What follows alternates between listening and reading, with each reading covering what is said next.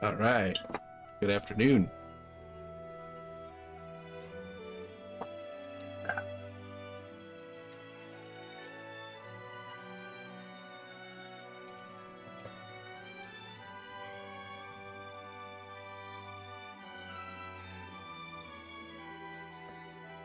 Hey, we're gonna work on just kind of odds and ends this evening.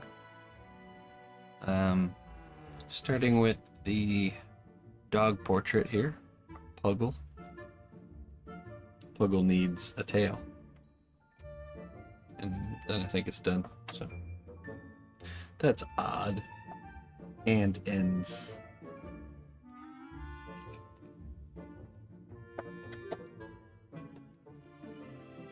Hello, Plankwalker. Okay, let's get to it.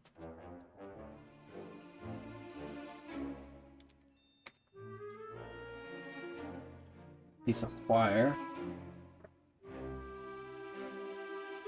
Some wire.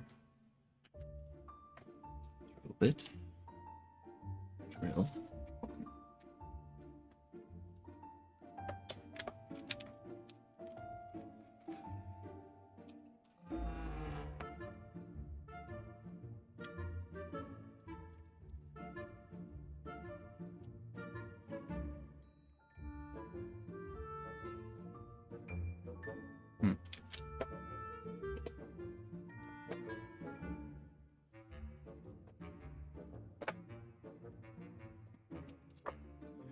Let me pull up the reference really quick here. Reference. Do.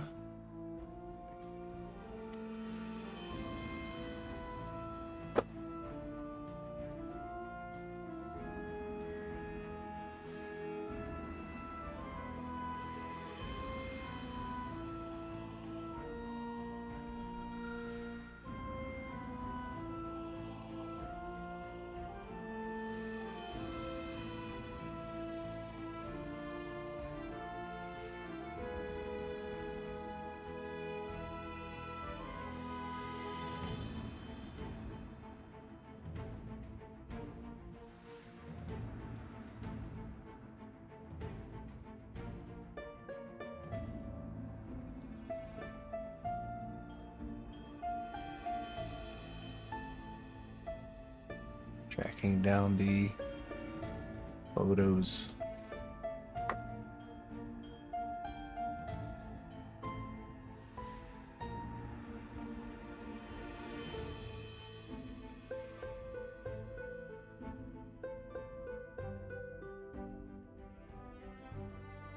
Curly tail.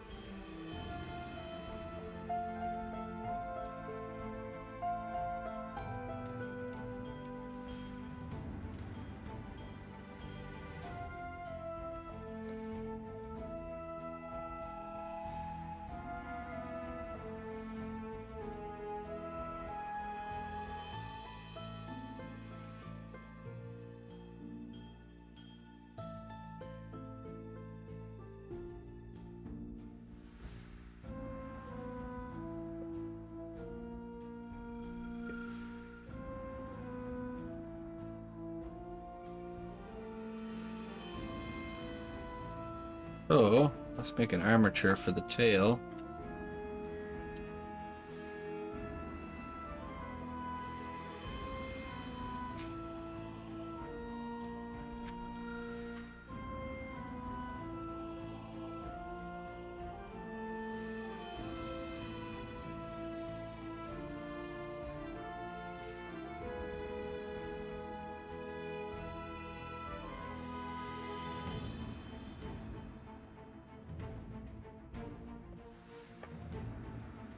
Yeah.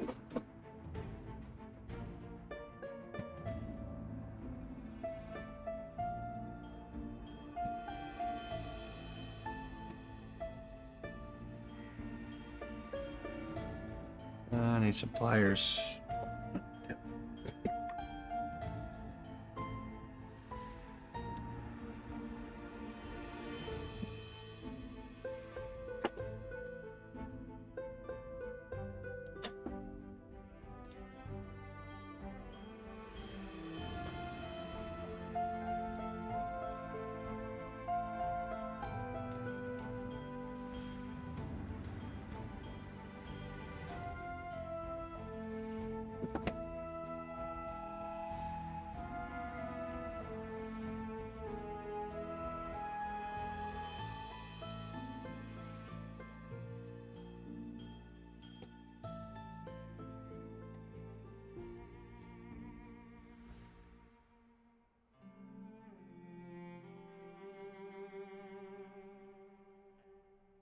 Girl.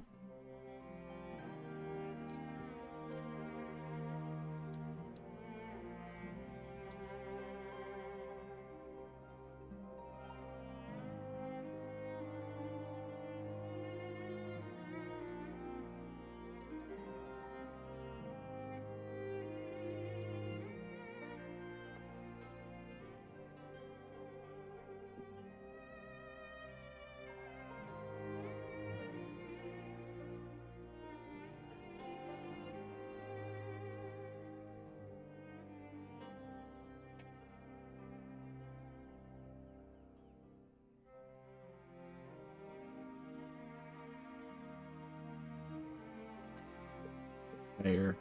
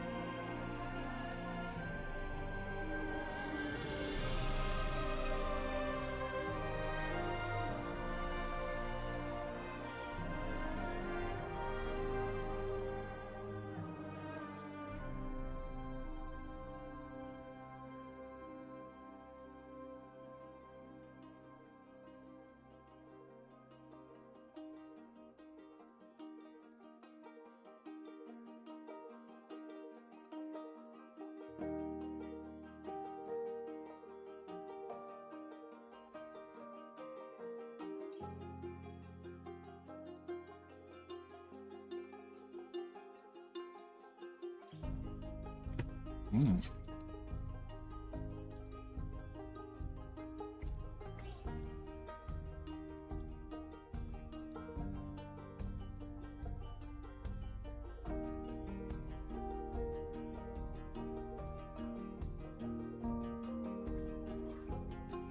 Mm-hmm. Friends are able to forgive each other's little failings. It's true. Everybody has them.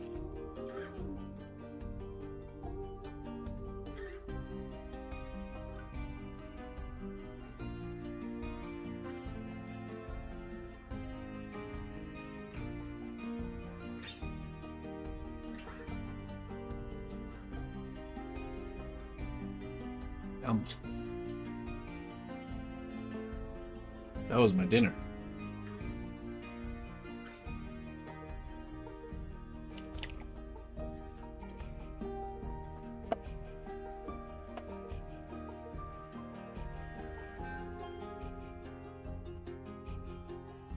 Now, let me look at these images and see how we're looking.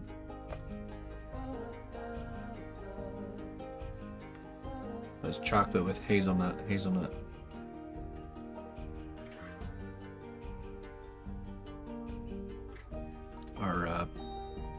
My sister-in-law snuck it into our bag of stuff. Little monster. We had to go drive over to my brother's place because we left Emma's potty seat at the place we were staying at for my brother's wedding. So we went on a nice little road trip in between streams today to go pick it up. She snuck in some chocolates.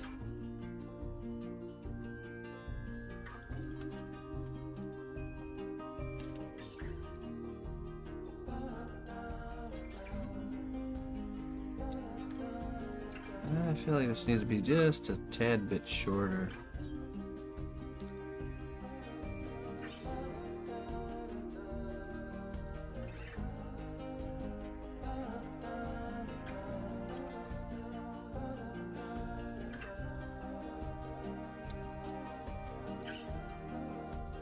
Just a smidge.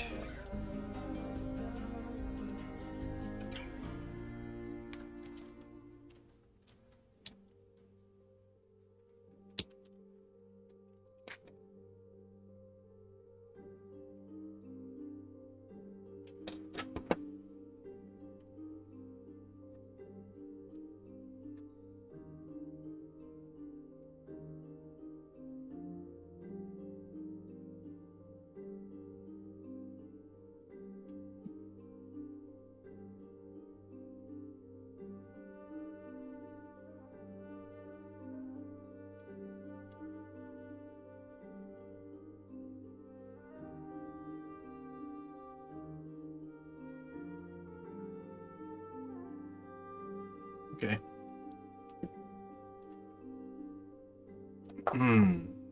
Now we add clay.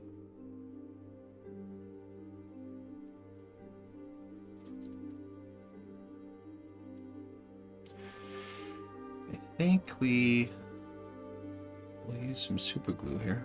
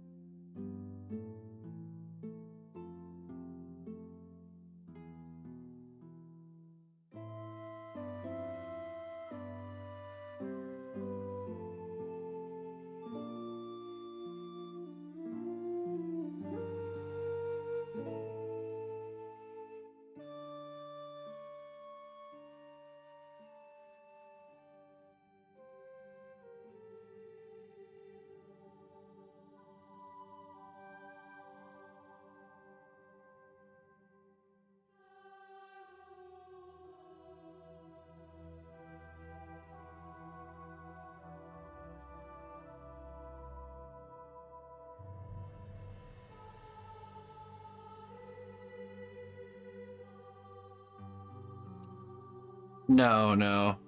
No class yesterday. I was out of town for a wedding.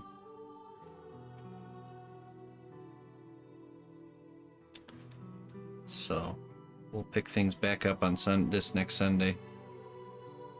Gives you guys a week to play catch up.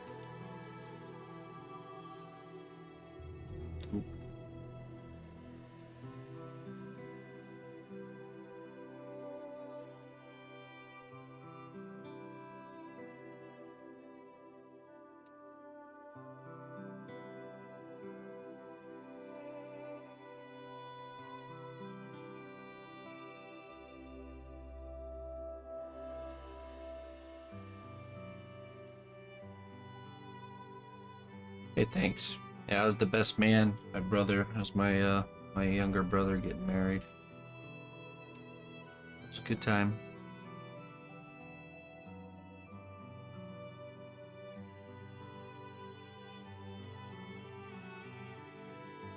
Oh, there you go.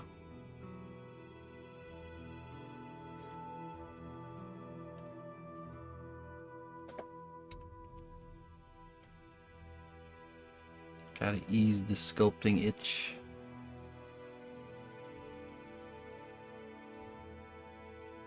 Well, you're definitely gonna have plenty to do once we get into the next lessons. Let me get this.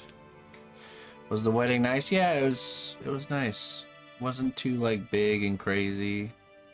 But also wasn't too small. It was like a good medium. And my brother and his wife rented a Airbnb. Really beautiful place. Had like it was like made specifically for like wedding stuff, you know. So, and that's where we stayed there with the rest of the bridal party, because Emma was the flower girl too. So, Emma was the flower girl, and I was the best man. So, but yeah, had like a little pond and big piece of land. It was nice.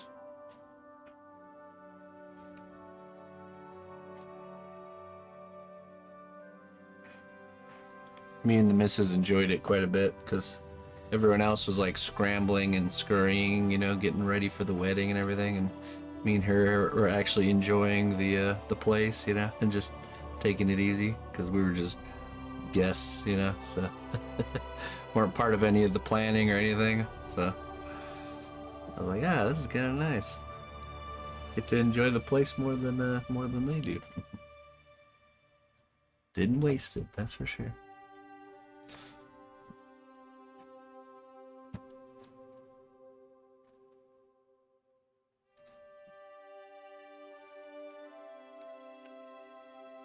Okay.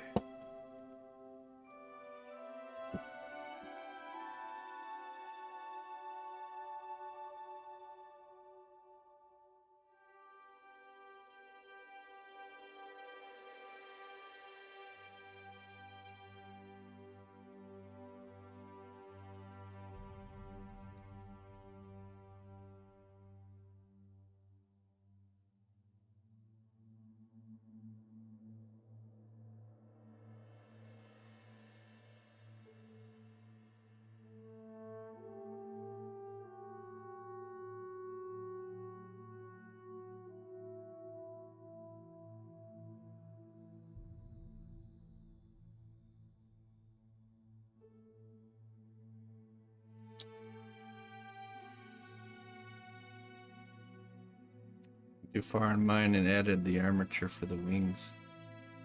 Might need to cut them off. Yeah, you know, it's just difficult to get the placement right with wings until you have the body filled out. That's the only complication you could run into. Is that when you fill the body out, you'll see that the wings might be in the wrong position. Or it could be right.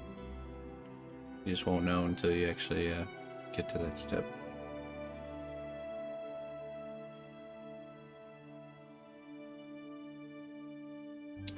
An interesting stand. Yeah, it's a harmonica holder.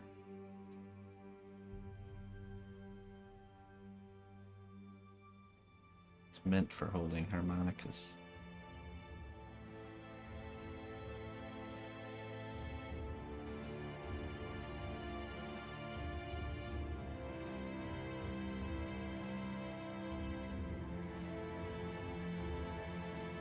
Oh, really? Exhibit. An exhibition. Very nice.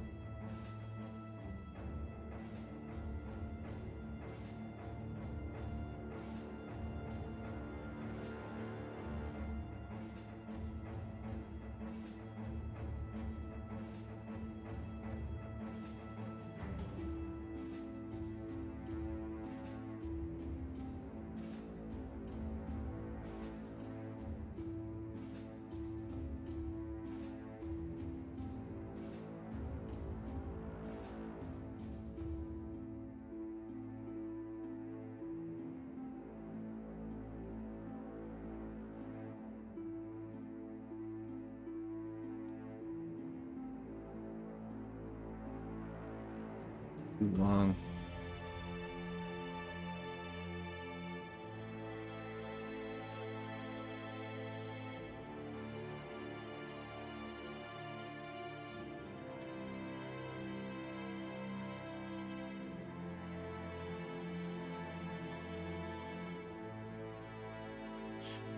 Nah, change the plans.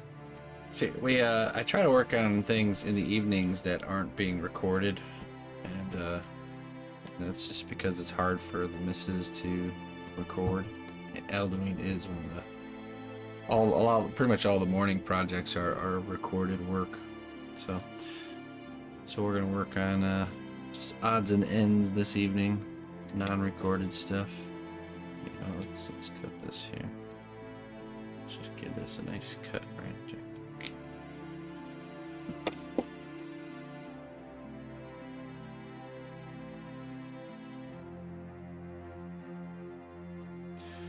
Good evening there, Jones.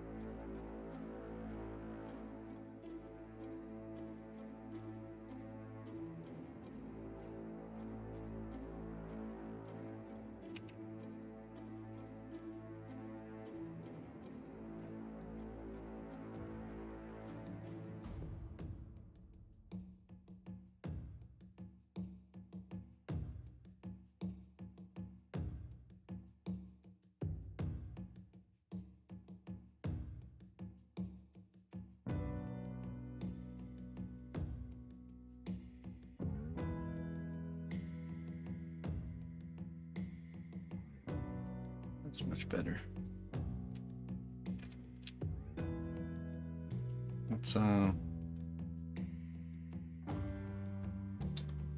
let's begin texturing.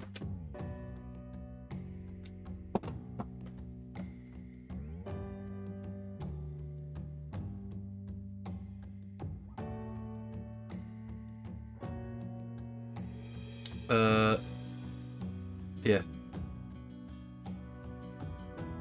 Definitely.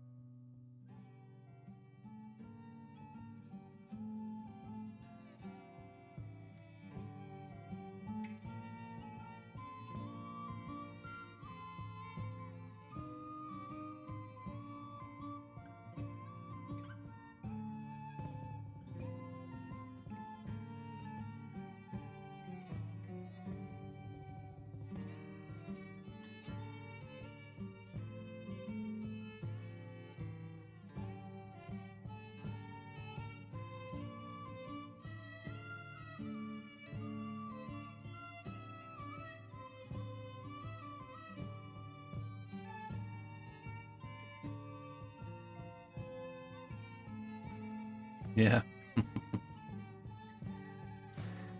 I think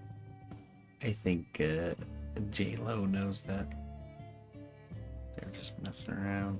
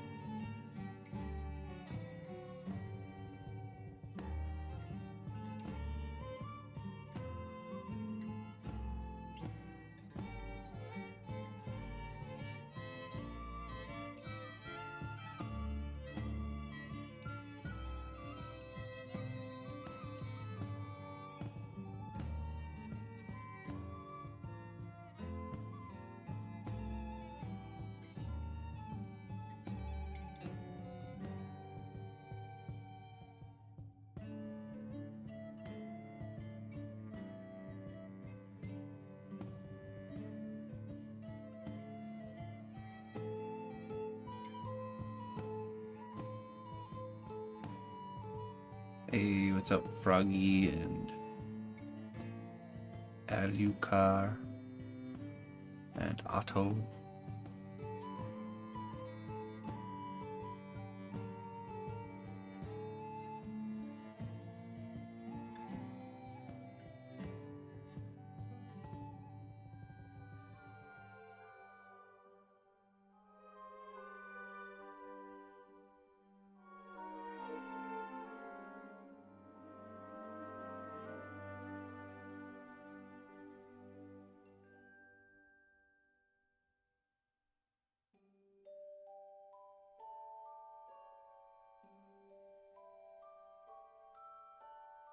Hey, what's up, caveman? I'm doing great. Doing great, my friend. How about you?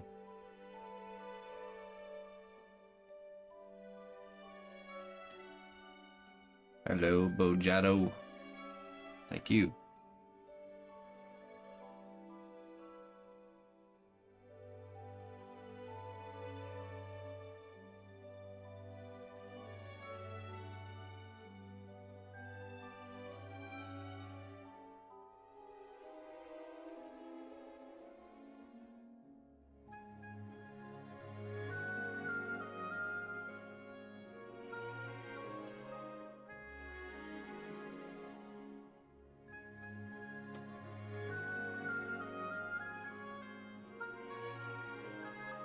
Keep up, Anonymous. Hello.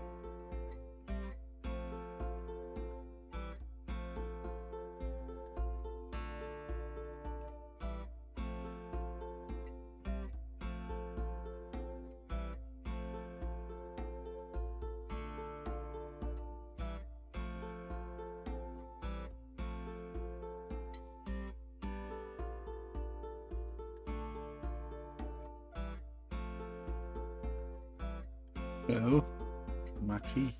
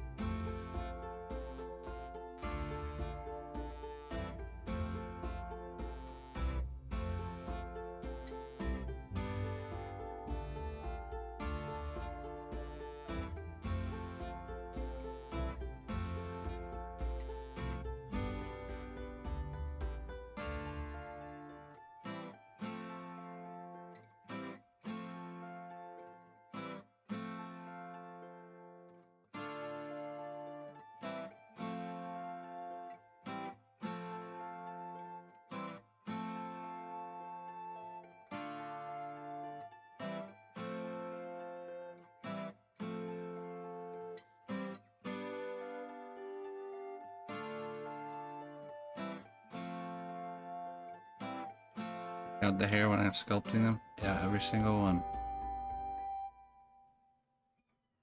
50,352, 50,353.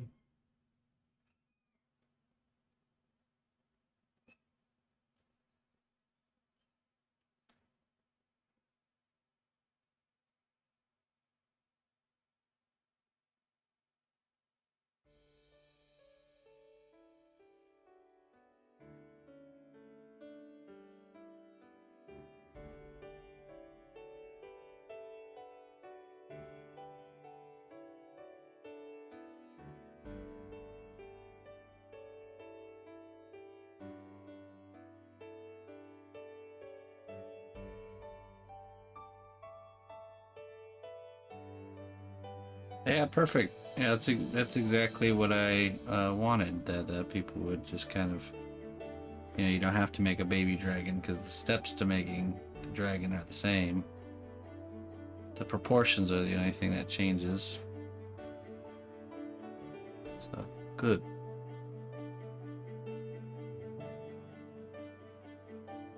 Is it for a diorama? What, the dog? No, no, it's just a standalone piece.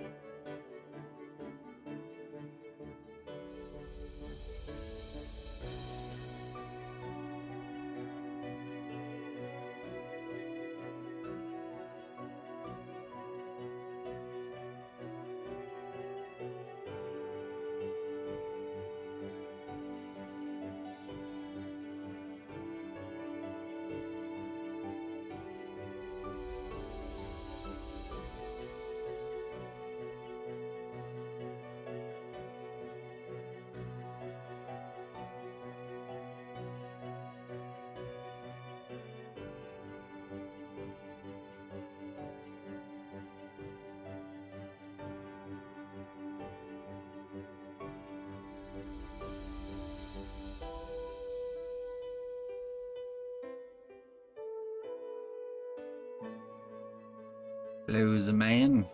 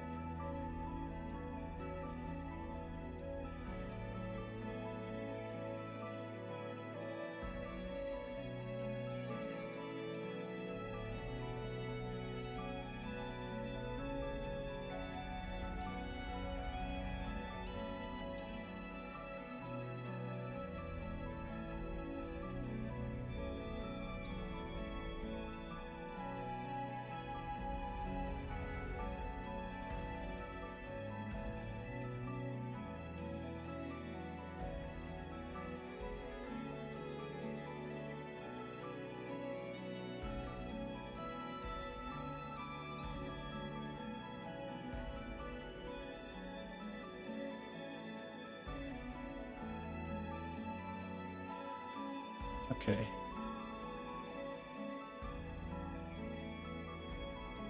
Let's get that.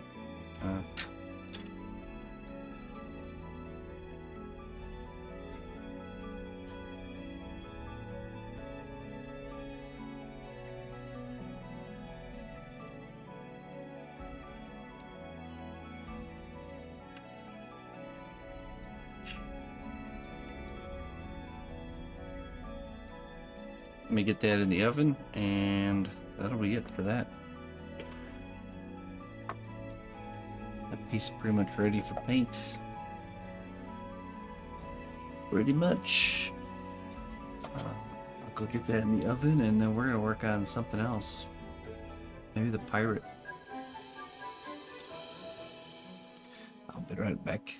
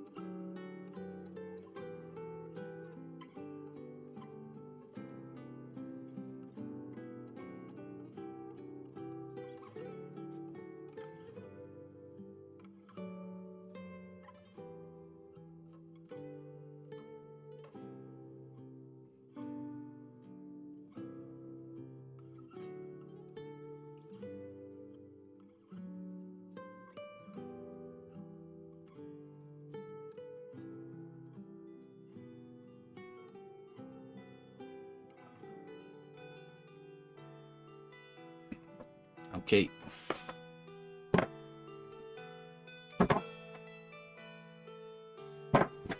Sorry. Got that puggle in the oven. I'm going to switch to the pirate here.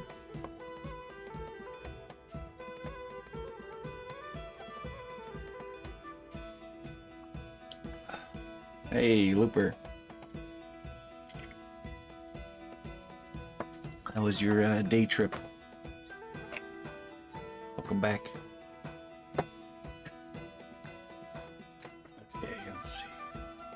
Pull up a different reference here.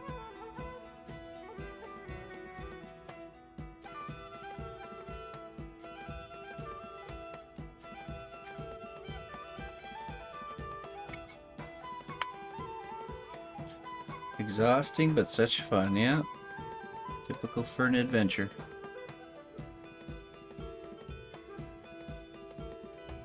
Okay, cool. I'll definitely take a look at those. Good times.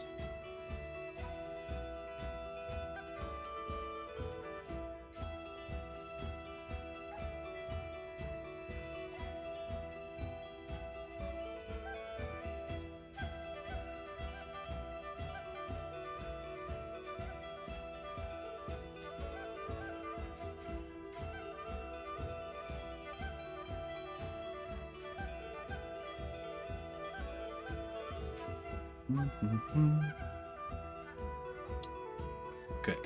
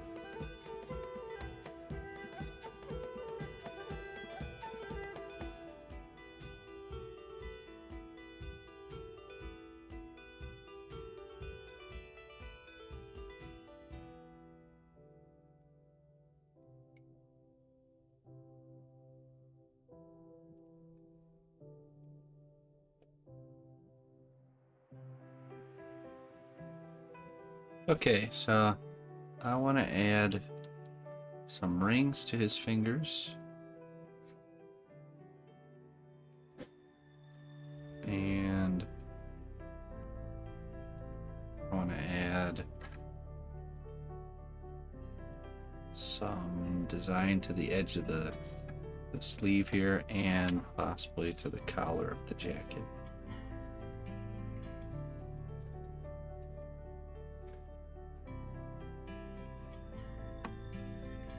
And then I think after that we're gonna get into doing the base. We might be able to use this. Maybe.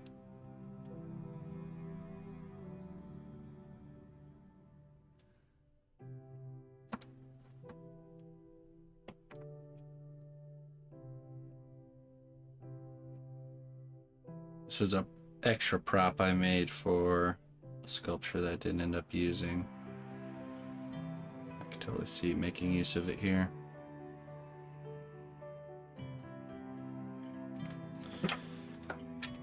He's looking good, isn't he? Isn't he? Okay, let's start with the collar.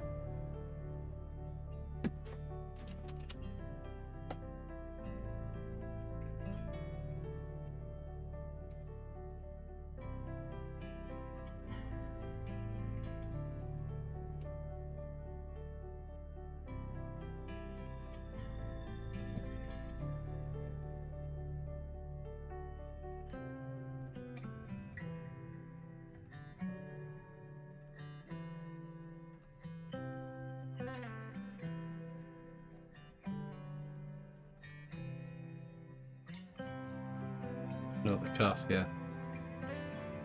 The cuff. The hand collar. The hands collar.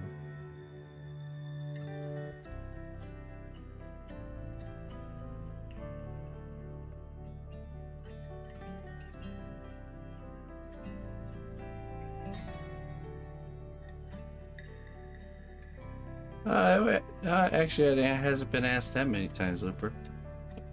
But well, good. Really good. It was a great time.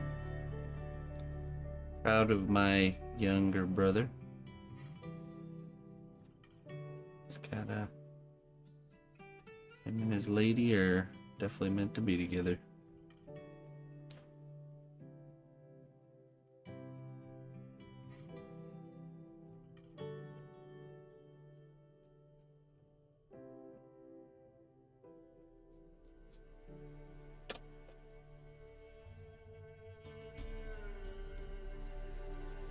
We did, yeah, we forgot Emma's potty seat. So we had to go pick it up today. Got to see them again. A long time no see moment.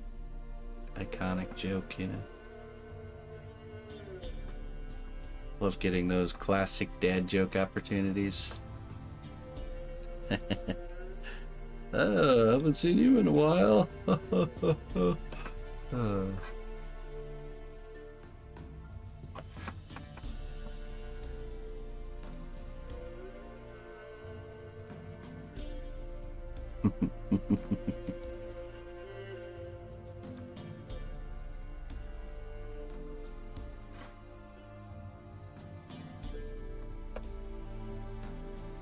Use them when you get them.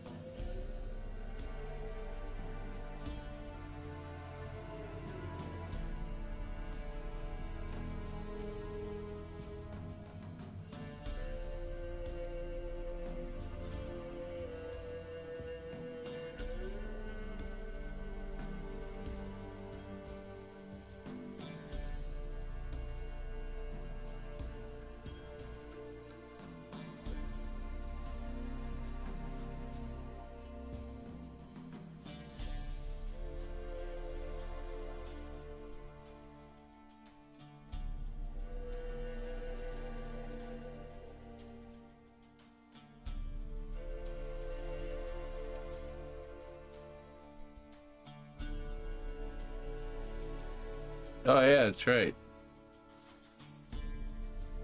God, I'm so bad at that. Why am I so bad at that? You know what? This is how we do this.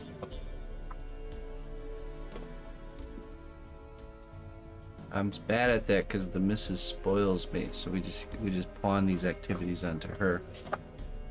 This is what we do. We message her right now, and then it'll get done.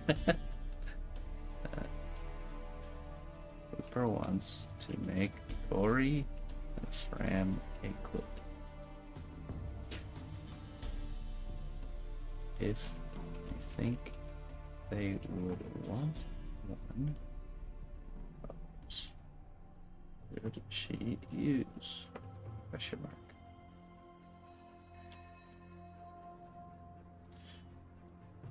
Well, I tell you what, if you ever want to get something done around here, Ina's the one to message. The problem is if I don't write it down or somewhere, then I'll get to the end of the stream and just brain is fried, and I won't remember. But if I write it down, I'll remember. Make a note of it somewhere, or just tell Ina.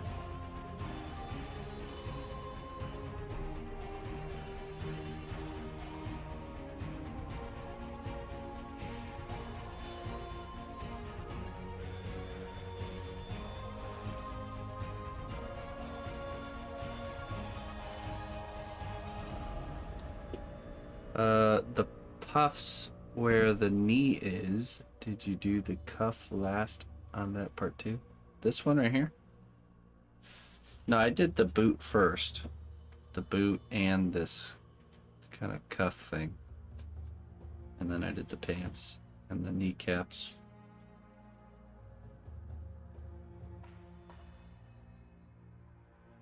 Yeah, and I just, made it look like it's tucked in behind there.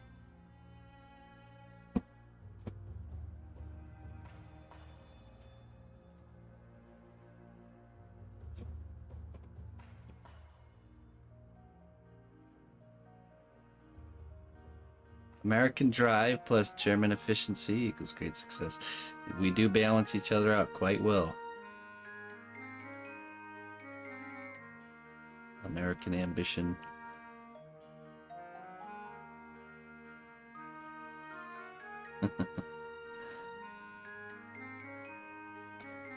She's definitely rubbed off on me quite a bit.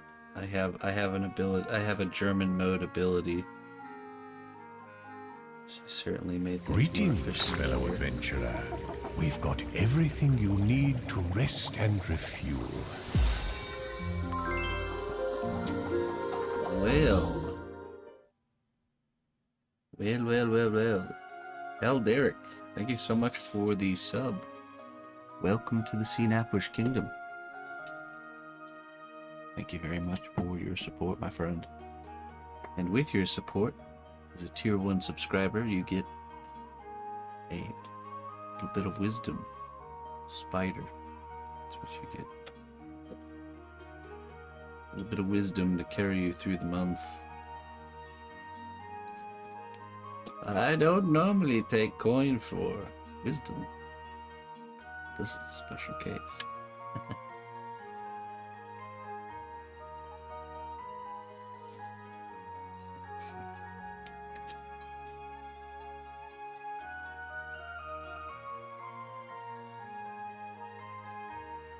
Every milestone, big or small, is a lodestar. Well done, brave hero. Your labor has borne fruit. Enjoy these goods as a reward for your dedication. A Rob with the 22 months, courtesy of Hey, sorry about your face. I'll do you next. Hold on.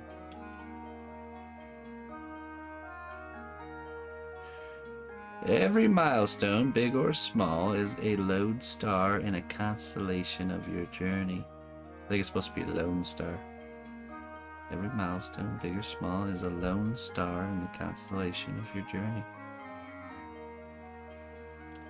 It's true. And let's get Rob going on here. You missed the hands? Yeah, it was just too old school, you know. It didn't go with anything else. It's kind of like an odd thing. Didn't really tie in with anything else, so it was time. It was time to move on. But I agree. The hands were special, weren't they? Okay. Bat blood.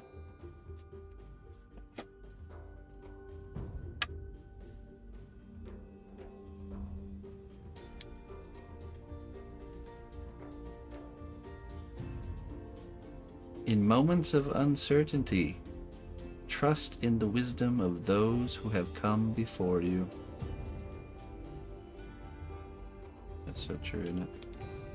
I think that's a very underutilized thing in this world, where you got a bunch of old-timers out there that have been through a lot of life. And they sure have some wisdom to shed if you're willing to listen, willing to absorb. A lodestar, the D is a star used for navigation. Oh, so it's not incorrect. Okay, interesting. What's up, Yankee? How you doing, my friend? The missus had some compliments about your stream, about how nice environment you have going on there. Yeah. I wanted to actually bug you about or message you about what kind of setup you're running with, because it looks so good. The audio is really nice. have to bug you for some details. I don't plan on doing gardening streams at this place, but once we move to a new place, I could see doing some gardening streams. I think that would be fun. Of course, with the proper setup.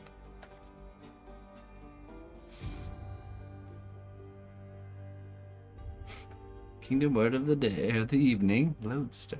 Yeah. We are chilling. Oh, okay, yeah, okay. Chilling. All right.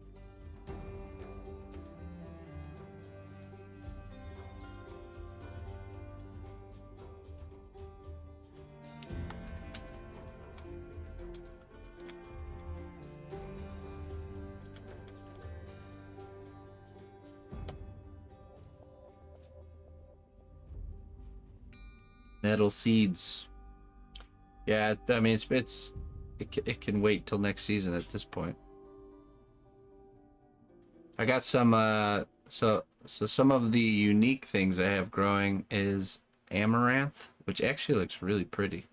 It's an extremely beautiful plant and it's a grain. It looks really nice. I'll have to make another garden update video soon so you guys can see all the stuff growing back there. So the amaranth is an addition that looks really good, and the Native American tomahawk tobacco, it's like old mountain tobacco, that's a pretty looking plant too. It was growing really nice, but somebody accidentally threw a piece of wood on it and it seemed to have stunted it pretty good, so we'll see. We'll see if it can recover. Just randomly go back there to check on my tobacco plant, and just a piece of firewood smushed right on the top. Nobody knew how it happened, so. So yeah, this kind of stuff's extremely high in nicotine, and it was only used for ceremonial purposes because of the intensity of it. But I'm not a partaker in tobacco myself, but I know there's a lot of other uses other than smoking it, different things, you know. And then I got hops growing in the back too. Dang, Ina and her lumber throwing. Yeah, of course. Of course, the accusations were flying left and right. Who threw lumber on my plant?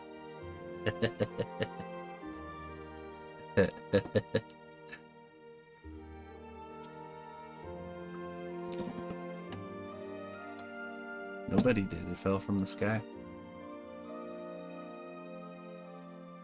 That was the ultimate conclusion.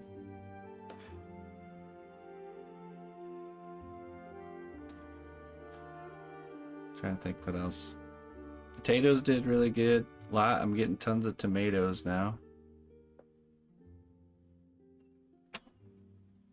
Tomatoes are popping off. I saw your immaculately pruned and latticed tomato plants. Mine are opposite. They're wild and going everywhere, but producing quite well. I harvested a few winter squash so far.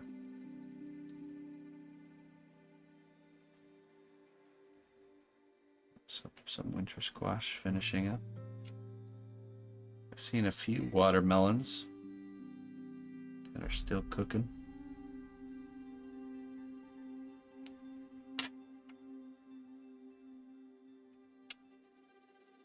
Yeah, you get a lot.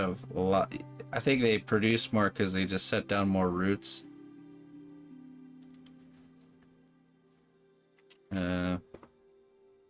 I got tons and tons and tons of sunflowers. Oh, and I grew something called broom corn, which is interesting this year. It's really tall. It's like 10 feet tall. Broom corn. It's a type of corn. I think it's kind of before they changed it type of corn.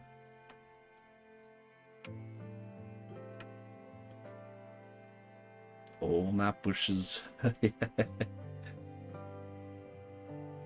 Old nut bush. A fine Toby. a fine pipeweed indeed.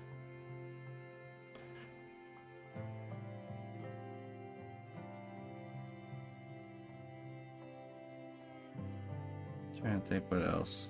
Brussels sprouts are doing all right. They're growing. They're pretty big. I got some regular like gem corn, you know, like the really colorful hard variety, but corn just doesn't do it. Just doesn't. It just gets pillaged so much. It's always hard to get any. I still keep growing it though. I don't know why. Bushweed. Hey, caveman. Hey, catch you later. See you next time. Gardener's optimism. I've been doing the Three Sisters growing method in a certain area. The interesting thing is I added onions to the mix, and the onions did really well. Everything I grow on the Three Sisters mounds grows really, really well. It's something about those plants just helping each other out, you know. Because there's a few sunflowers that are growing back there too, and those are the biggest sunflowers I've ever seen growing right next to the Three Sisters mounds. So, yeah. Sunflowers, yeah, sunflowers are awesome. Yeah, once you start growing them, they're looper. They're very prolific. They self-seed quite well. So you'll just get sunflowers start popping up all over the place if you start growing them. Tomatoes and sunflowers. I get tons of random tomatoes and sunflowers all over the place. Highly recommend the Russian mammoths. Yeah, the one I grow more of the autumn beauty. They're called autumn beauties, and they grow very tall. They don't get a lot. It's not great for like seed production, but they grow many smaller heads, and the heads have different like shades of orange, like really beautiful oranges and stuff. You'll have amaranth growing wild now too, I promise. I think this might be the last season here in this garden, so that's not my problem. So, I've been on Operation Seed Vault collection. So when I move to the next, wherever the next place is, I'll just have a garden seed bank ready to go. Big field amaranth, yeah. Oh, lemon balm's really prolific too. That's been really taken over quite a bit, but I harvest it also. Am I looking for a new place? Well, the game plan is my older brother's coming at the end of this month actually here, and we're gonna set up a makeshift kind of computer desk set up on the other side of the workshop. There's a spot over there that I don't use as often that we're gonna convert over. And then one of the neighbors down the street has a camper that's all set up and ready for use right on their plot, and they're gonna let him use that as just a place to crash, to sleep. So he'll hang out here at the house during the day, and then he has a place to sleep. And then when we go to Germany for a month, he can be here at the house and have the whole house to himself. And then when we get back from Germany, we're gonna look for a place together, all three of us. So, well, all four of us. So, and he has 2 cats, so we're gonna have two new friends here on the stream. So that's the game plan.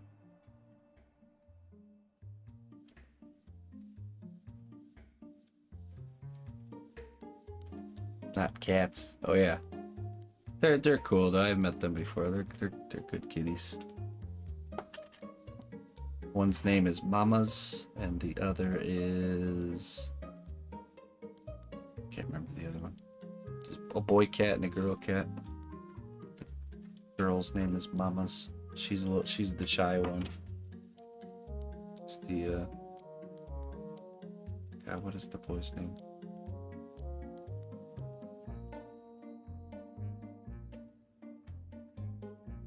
I don't know. Can't remember. It escapes me. Stream kittens. Yeah, I'm gonna try and clear off some shelves, and we want to make sure they feel comfortable here.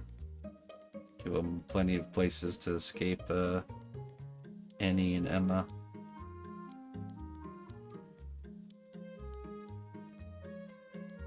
All the sculptures will be furry even if they're not meant to be.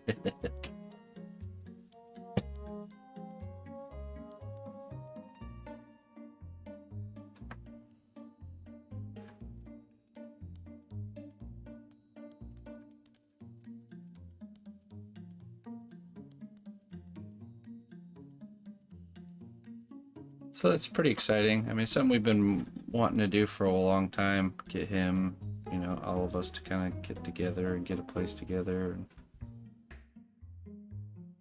just took time to get all the pieces in place, you know. It's gonna be an adventure, that's for sure.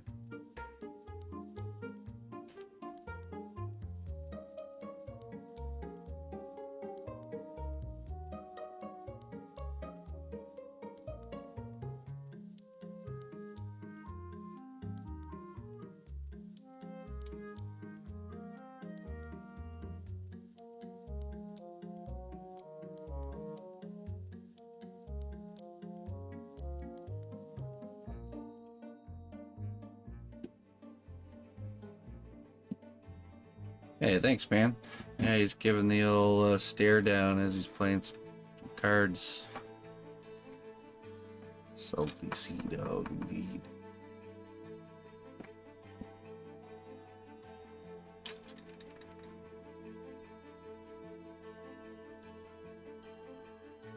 Thanks, Moxie.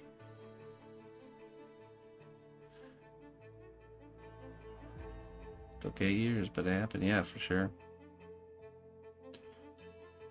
I totally agree, Looper.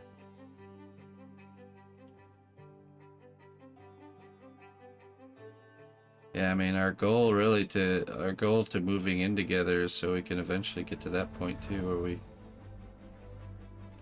not only my older brother, but even my younger brother and his lady, we all get together and scoop up a plot of land and start a family compound of some sort.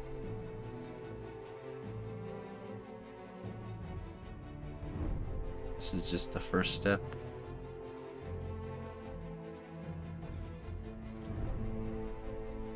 Living together so we can cut costs, hopefully be able to save up. Have I mentioned 100 acres and fiber? Have I mentioned immigration?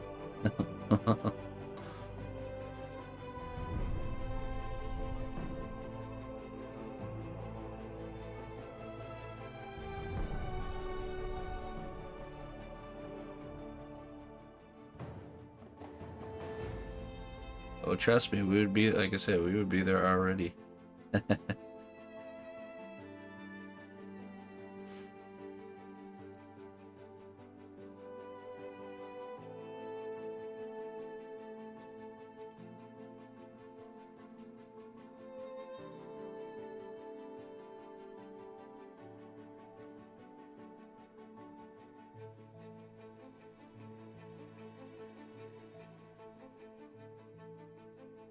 Just don't tell them. I'm sure they can't backfire in any way.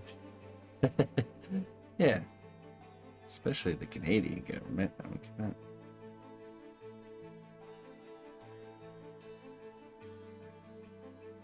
Your family would not be into that? Yeah. Half of my family is.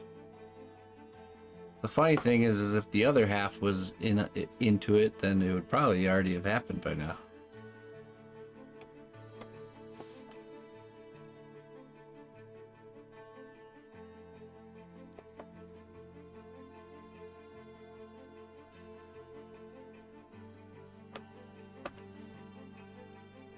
form a corporation and you're good to go. Yeah, right. What are you gonna do? Apologize? Just slip some maple syrup bottles under the table and call it good.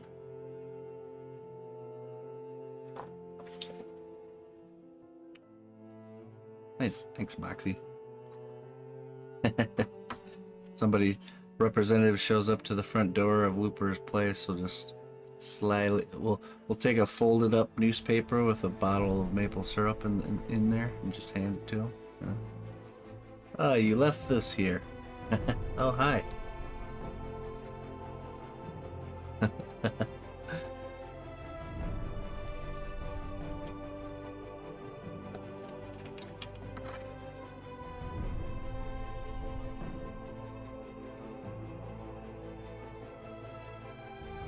I think I saw you drop this,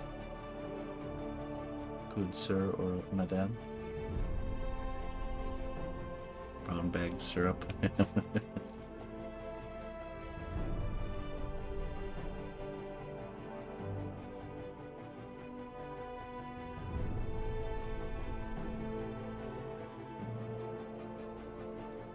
You ever hear about the Great Canadian Maple Syrup Heist?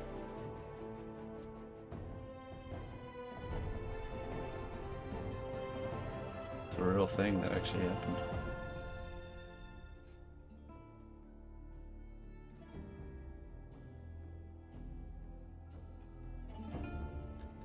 They need to make a movie about that.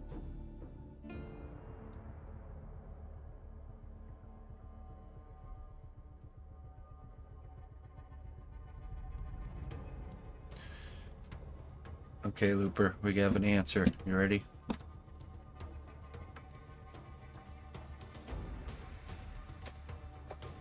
Fran likes black and Corey likes red, I think. Fran loves Halloween and creepy stuff. And they're both into crystals. That's all she can think about right now. Think of right now.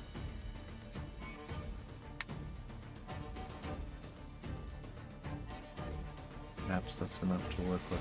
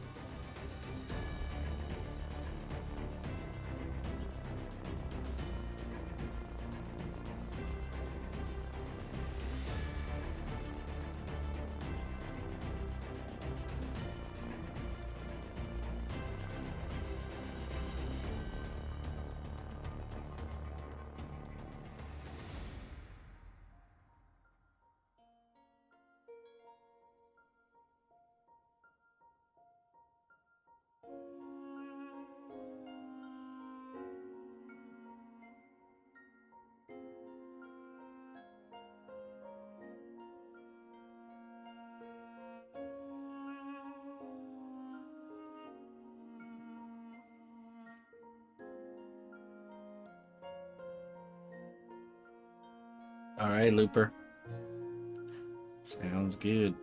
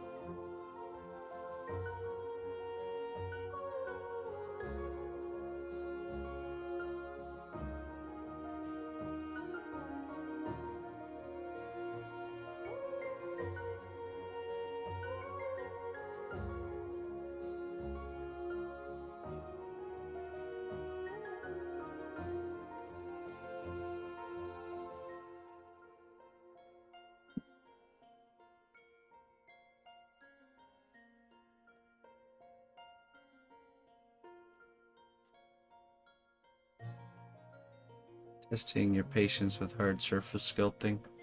Just remember it's a lot of back and forth. So don't always remember. Also, it's very, very much dependent on using the right tool in the right way. And order of operations can save you a lot of struggle.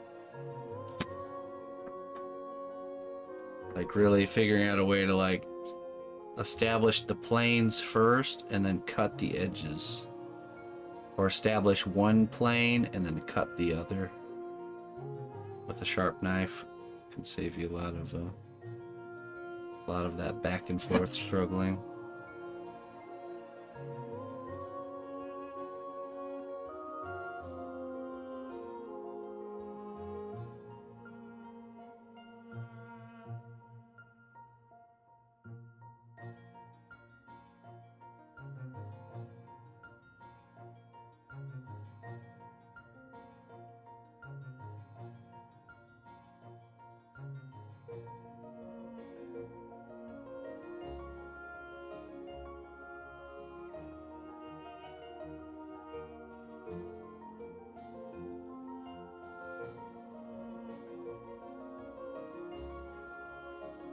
Order of operations, yeah. Well, the way you make efficient order of operations is hindsight. By going through something and struggle bussing through it, and then reflecting and realizing, oh, maybe if I had done such and such step first, it would have been easier. Just really hone into that and remember it, and then next time you encounter that problem, you try that theory you had, or you try it in that moment even.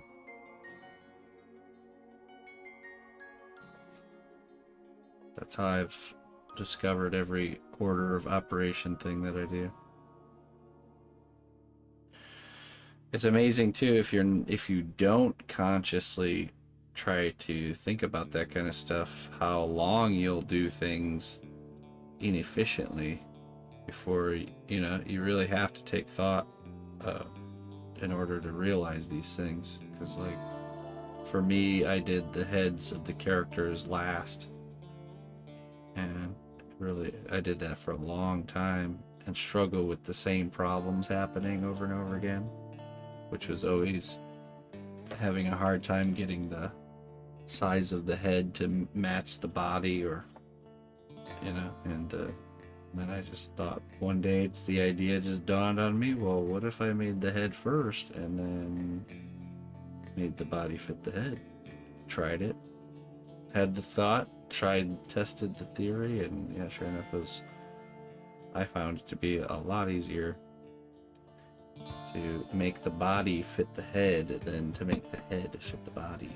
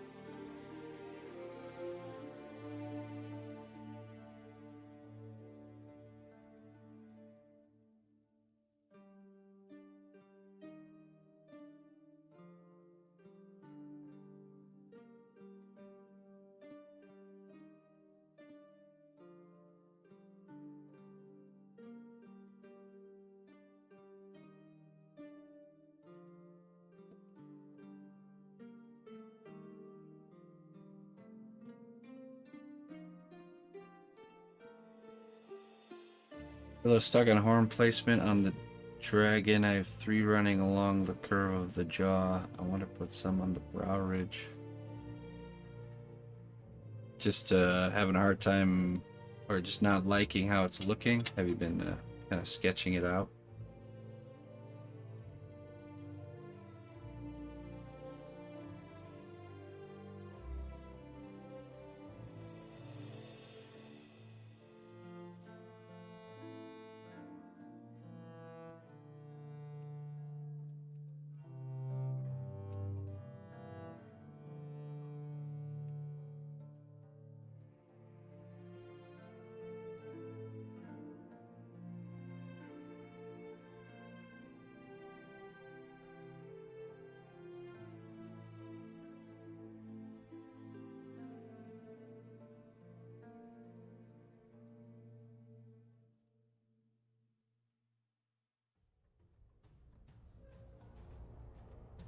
Hey, better late than never.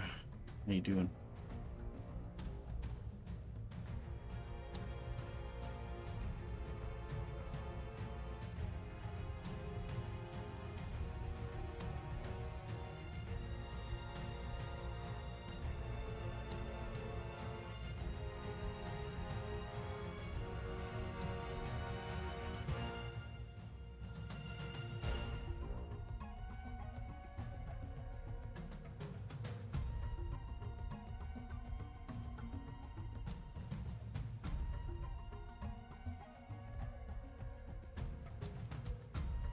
Use the flat plane of the head or the side plane more along the brow ridge. I don't know.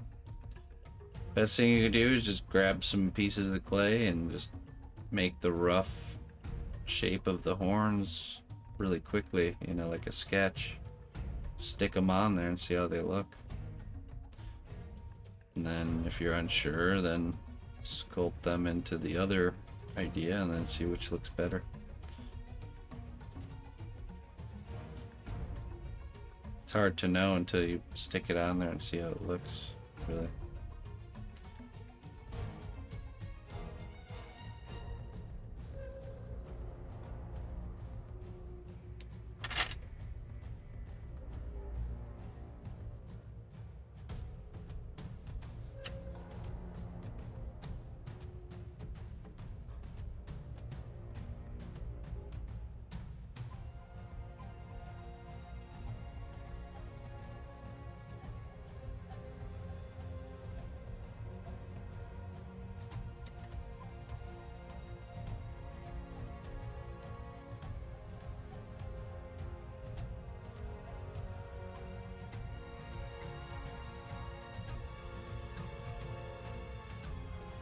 Get paralyzed by decisions, yeah. You have to practice decisiveness. It's a practice thing. It's the only way to become a decisive person. I find the best decisiveness is to react off of initial impressions and instincts. We all have that instantaneous initial thought of things, and oftentimes that's the right one, but we ignore it initially and then listen to other things and other ideas, and that's when you get bogged down with, and most of the time you end up right back where you started with that initial thought by the end of it all. So you might as well just stick with that gut instinct. You should be able to tell when you like add on the horns, you'll be able to tell almost right away which one you like better or most, typically. You just gotta really hone into that. I find myself to be a very decisive person.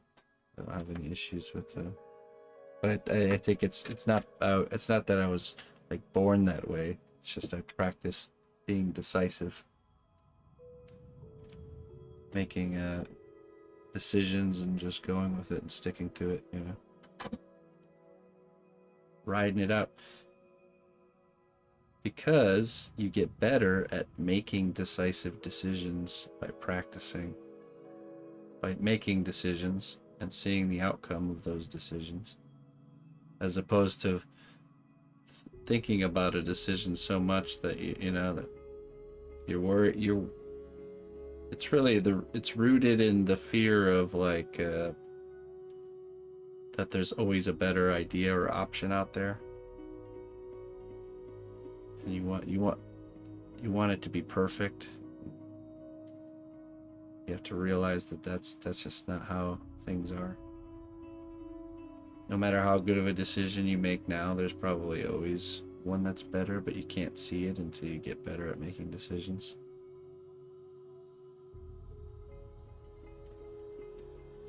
Fairly sure that's called anxiety. I don't know what it's called.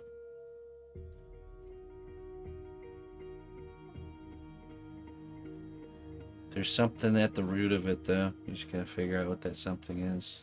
I think that's usually what it is. Fear of failure, or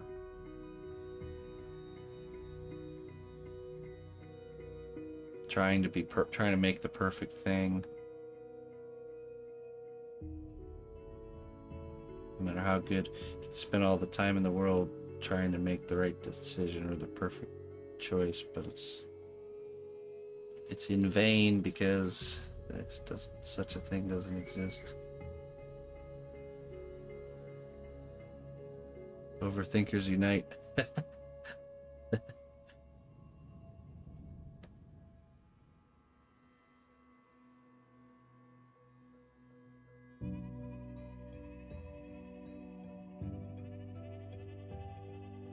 You're a perfectionist at heart, yeah.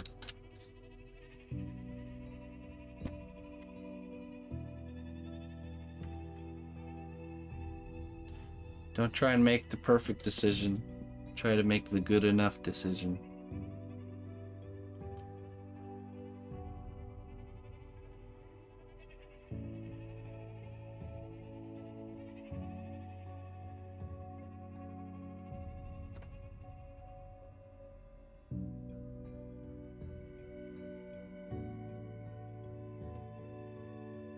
I mean, if you think about it, like people that are like art directors and stuff for any sort of larger scale production, they get very good at being impulsively decisive, you know, and I bet you it's the same thing they use. They're just reacting off of that initial gut instinct of if something looks good or doesn't. And they do it a lot on a daily basis, so they get a lot of practice doing that, making those decisions. And they see what pans out, you know, what decisions worked and which ones didn't work, and then ultimately you get better at making future decisions, you know, on things by seeing how that plays out.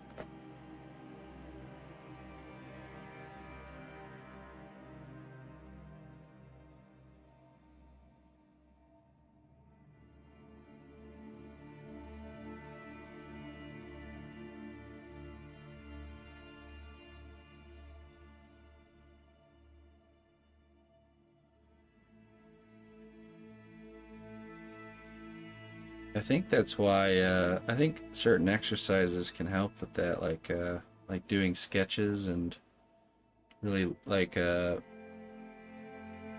or like trying to do a rendering, either drawing or sculpting with a timer, where it like forces you to think in that way, to react instinctually with creative decisions instead of overthinking the design, because you just can't, you don't have the time to.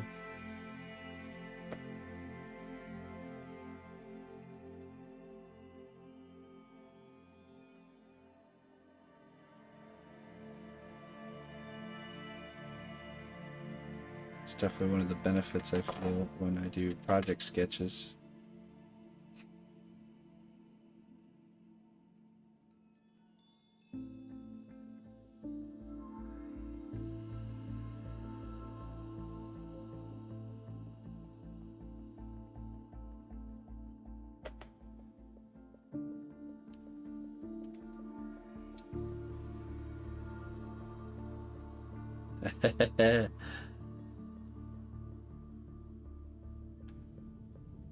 Oh, how we run away from the answers we seek.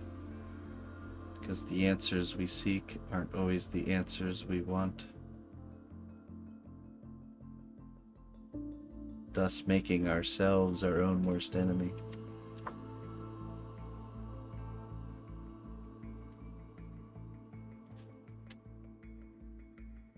What a lifelong battle that is.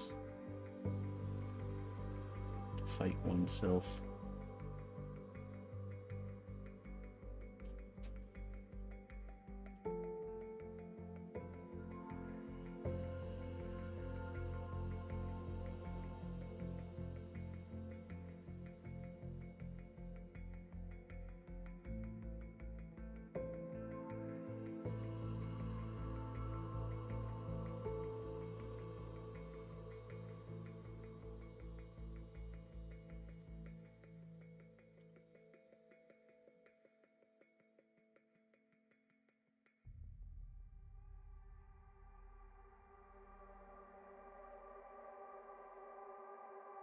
Hello, Colleen.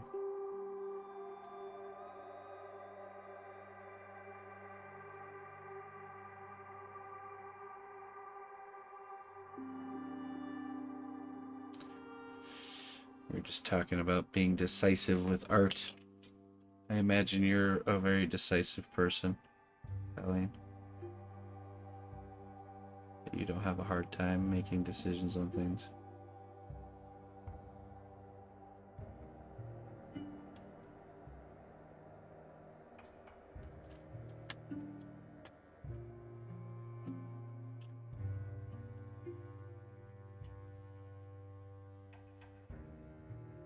Most of the time, yes, yeah.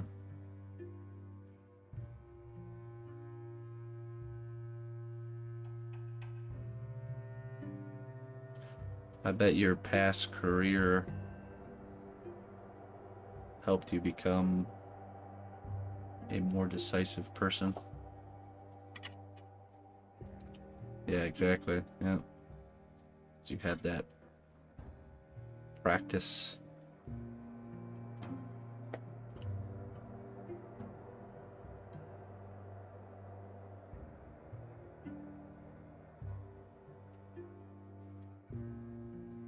Hey, what's up, Chuck?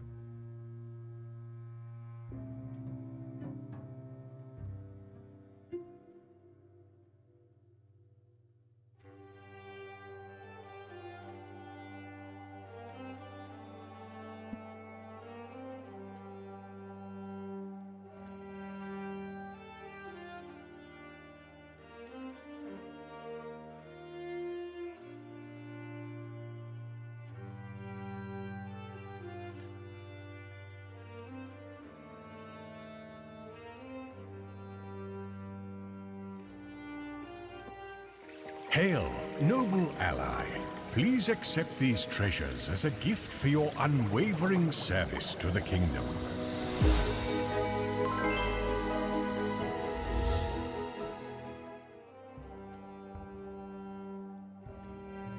Hey, Custom Creations, thank you so much for the 46 months, man. I shall keep it up. Thank you for supporting my journey for a very long time.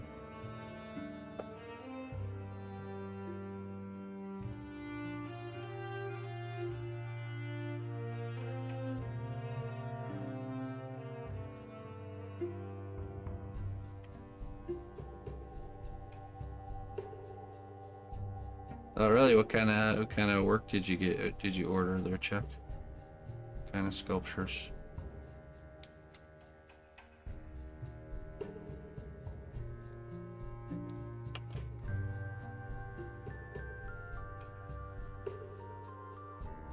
Be the adventurer that you were born to be, with an open heart and a thirst for the unknown. There you go. Custom Creations. Get out there, go on an adventure. Why don't you?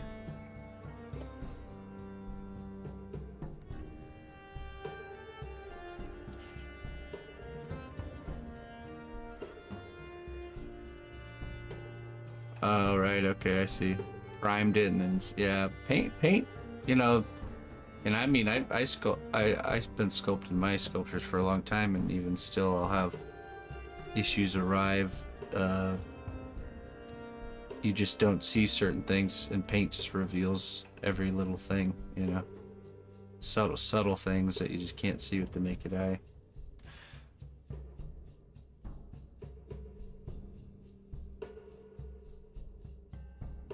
Big brontosaurus. Okay.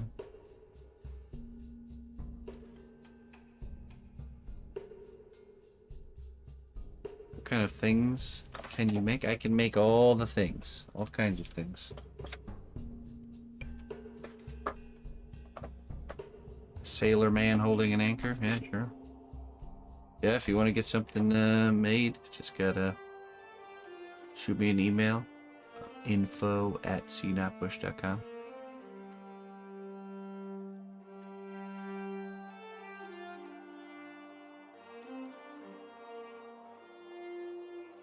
I think it's not fair to expect more from them than you do from yourself, yeah? We're all humans, right?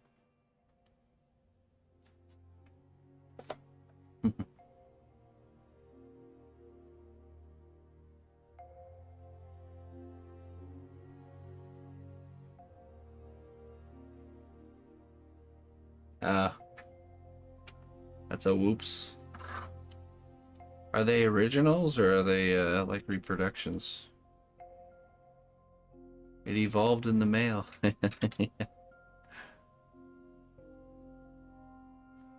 That's a feature.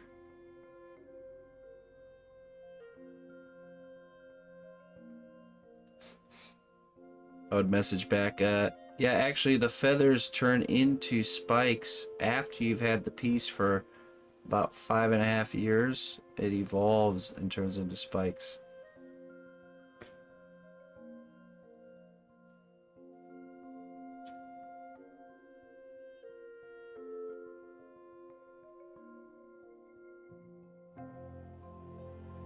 Oh, nice, Chuck. Ordered T-Rex, got a chicken. Checks out.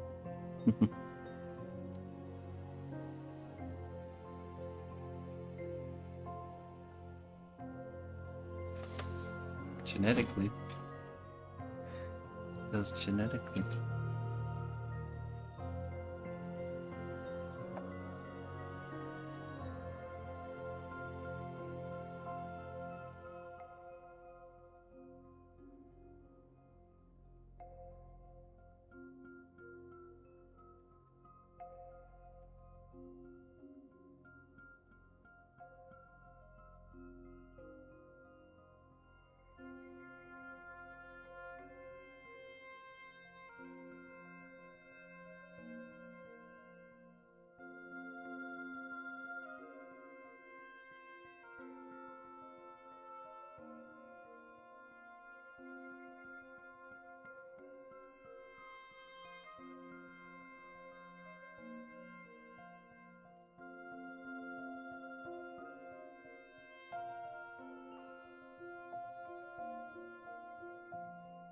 Oh, I see, okay.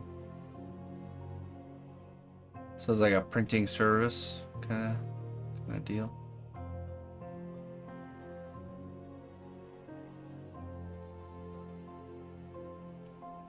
Cool.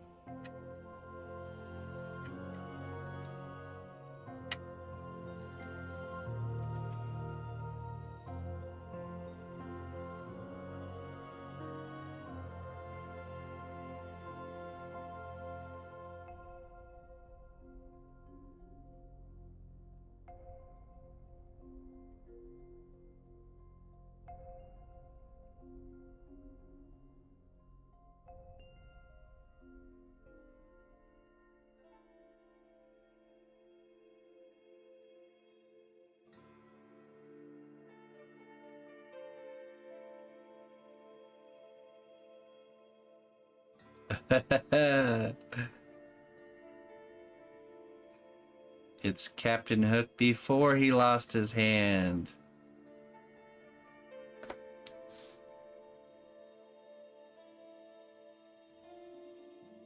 I mean, he did have a hand at one point. This is actually a guy named Captain Sabretooth.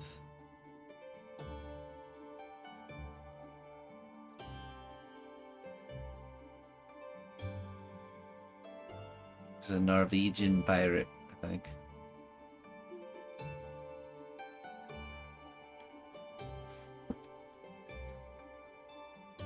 At least in Norwegian stories.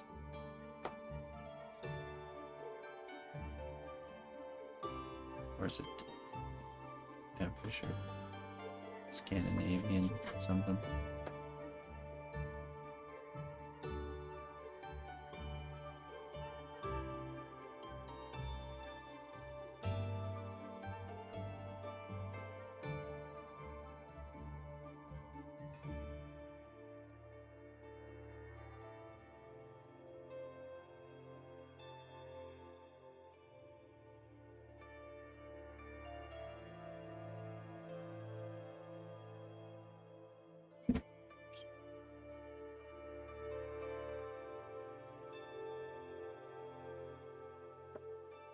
Yeah, could be. Ook.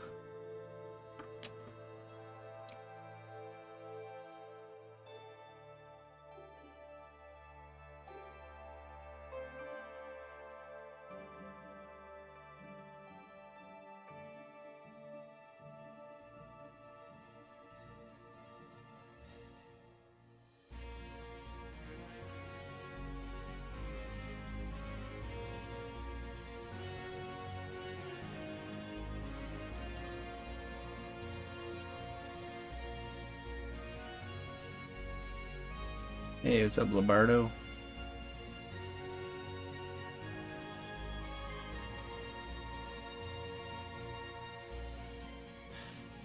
Yeah, we're gonna make him have really bad cards, but we're also gonna stuff some aces somewhere on his outfit.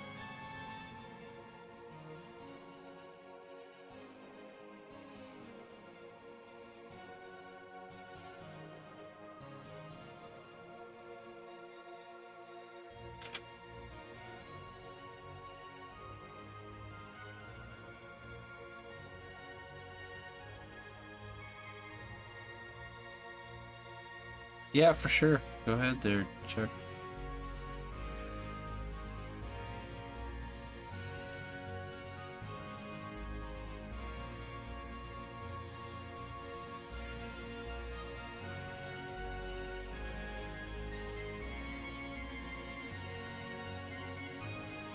Right ahead, my friend.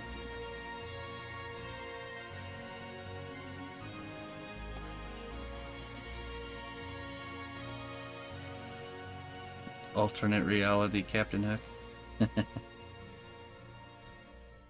We give him a cape made out of alligator belly skin or something. He had the upper hand this time.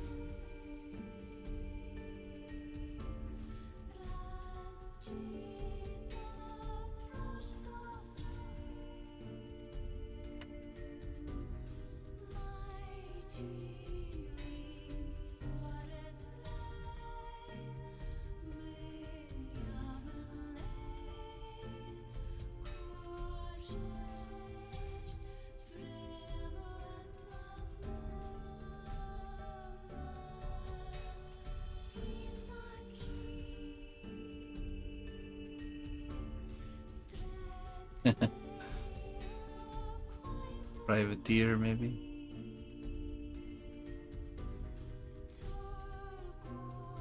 Just a very successful pirate.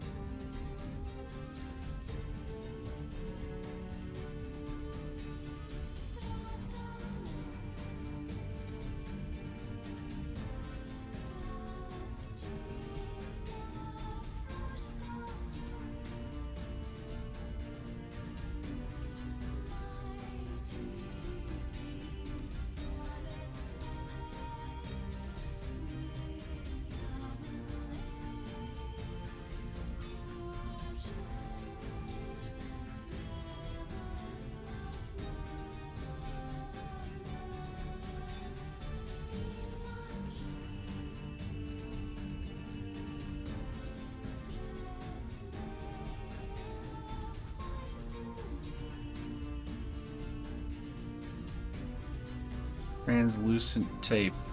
What sort of application? Is it like a sculpture with a tiny piece of translucent tape in the piece, or what?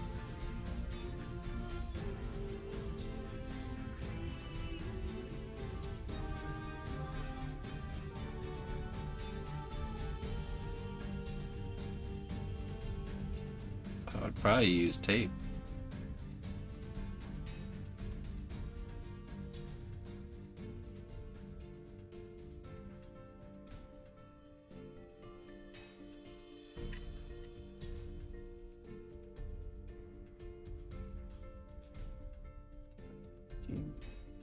See it.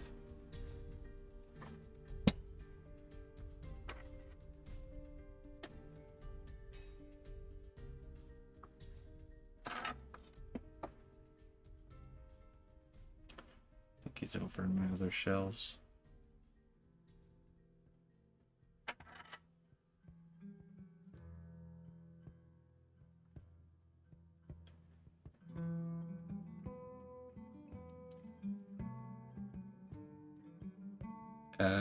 Yeah, I would probably use tape.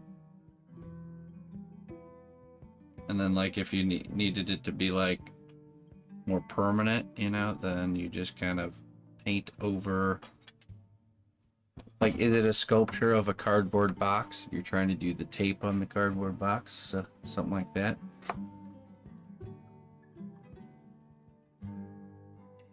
Hey, thanks for watching there, Black Hole.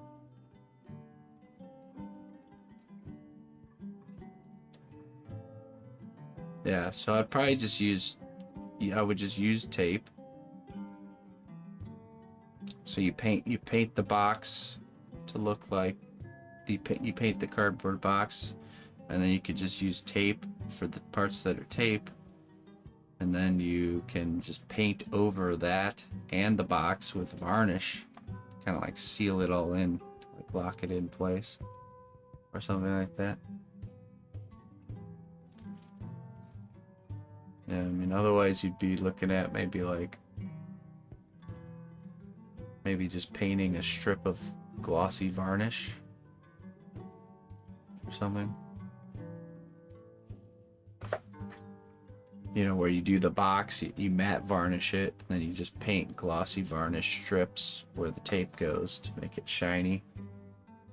I just don't know if that'd maybe be too subtle or something. Or like painting UV resin on a little bit thicker and then using, you know, curing it. Hello, Luna. How do you do?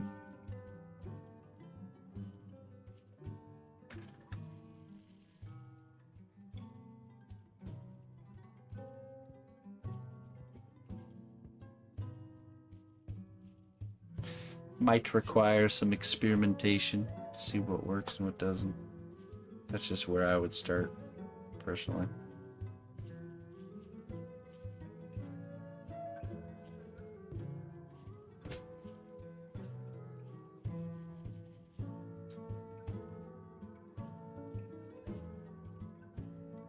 I'm doing good.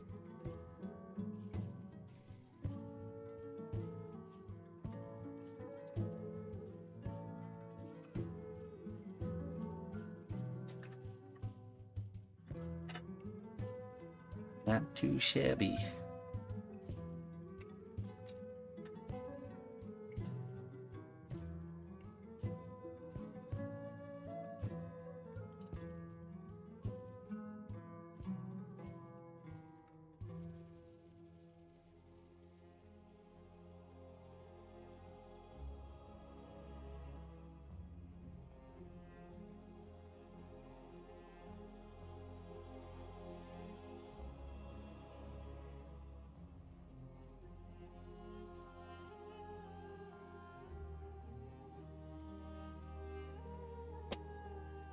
I don't want to deck him out with some rings, some fancy jewelry.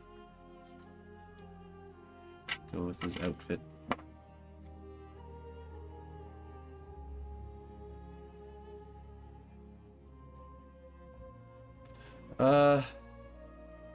No, not for texture, but, well, I mean, I do hoard a bunch of little things for, like, as mixed media additions to pieces, you know, like certain types of beads and stuff like that. I have quite a stash of.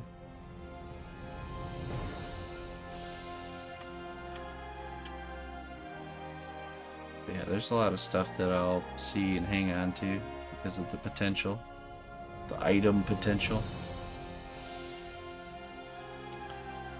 The problem is I've had these moments. This is the problem.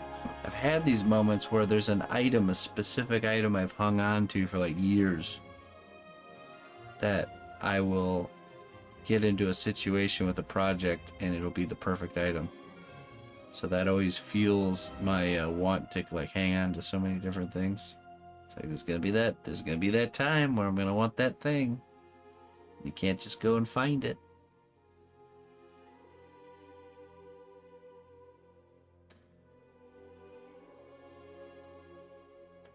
Yeah. Giant mound of beads. I have a few treasure chests full of miscellaneous bits and bobs.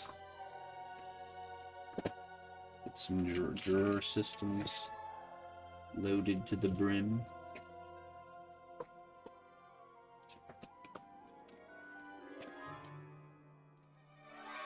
I mean, that's good stuff. I'm gonna check it out.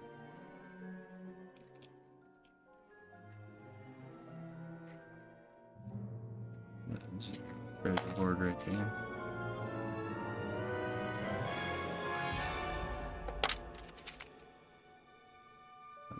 Nice right there.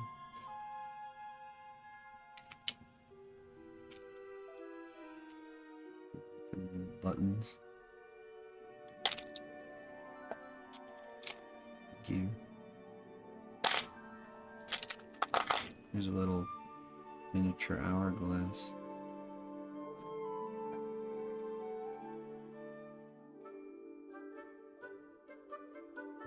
The 15-second glass.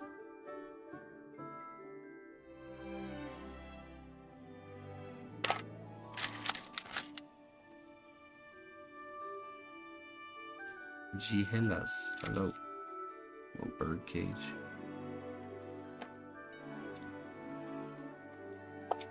These are pretty good. I've used these a few times.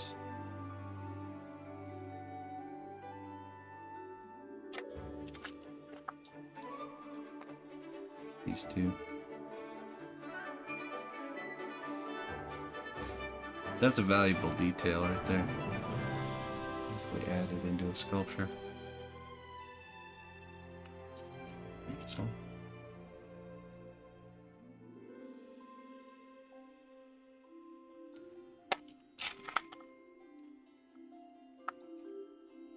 Tiny metal plate.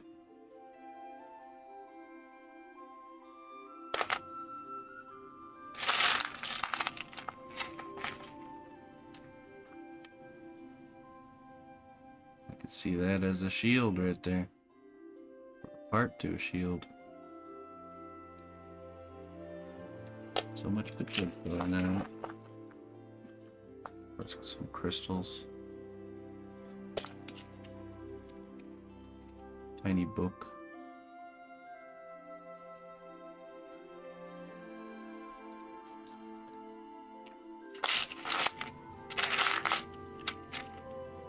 Small bottles.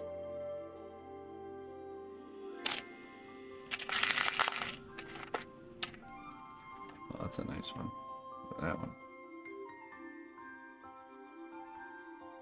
Dwarven, pre-dwarven detail.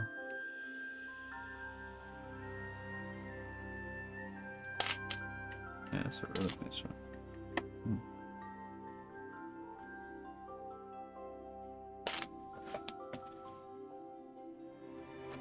This goes in the box.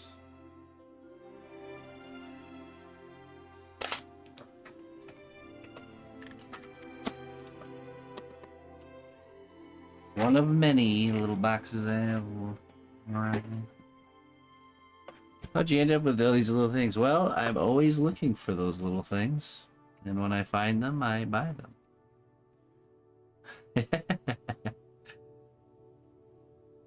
I strategically maneuver my way through busy areas, popping buttons off of old guys' jackets.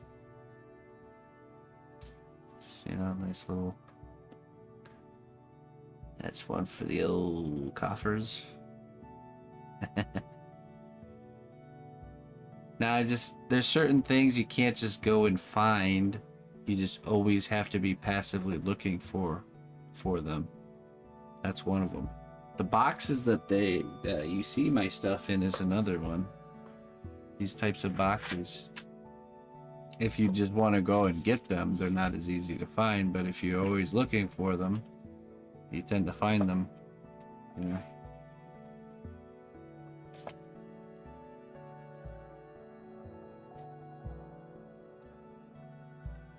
Figuring out what those things are, that's the first step. Figuring out what makes a little button or a little object so like useful, what actually makes it useful, or what is a useful quality. You have to go through a phase of getting things that aren't useful till you discover what is.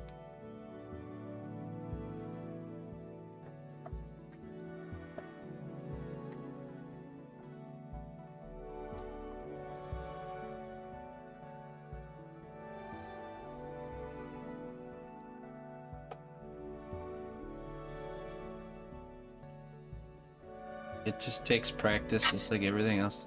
It takes time to hone in, you know. The more you shop around and look for something in particular, the better you get at it. But the better you also get at knowing the value or the rarity of certain things. And you just know like good deals when you find them, or you know when you see a certain thing that it's just not something you see a lot. So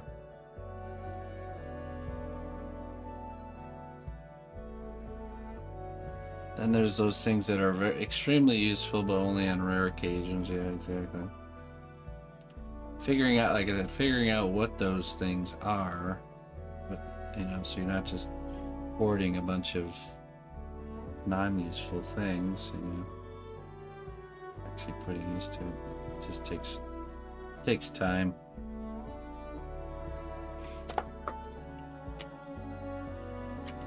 I remember when I started looking for stuff like that, especially like the decorations for the workshop. You really, like I said, you hone into what a good object is, you know, what constitutes a good object, or things you thought were rare. Noble ally, please accept these treasures as a gift for your unwavering service to the kingdom.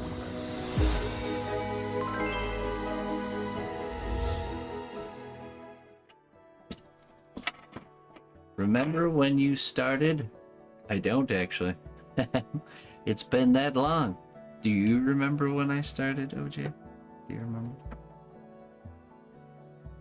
132 months of support. Thank you so much, my friend. Okay, so I think you're in the lead, because I think Magiger had 131 months. So he missed a month. No, I lost my mind like 100+ months ago.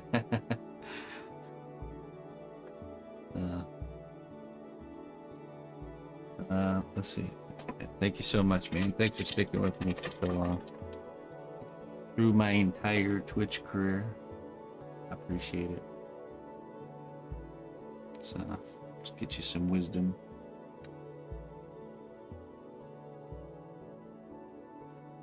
So is your workshop a designed set, or do you live in a fantasy store?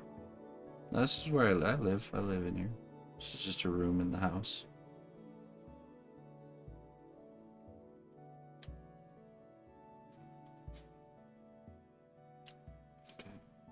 As a knight with a sword, keep your mind sharp and your resolve strong. Time to sharpen that resolve there, OJ. Get to sharpening.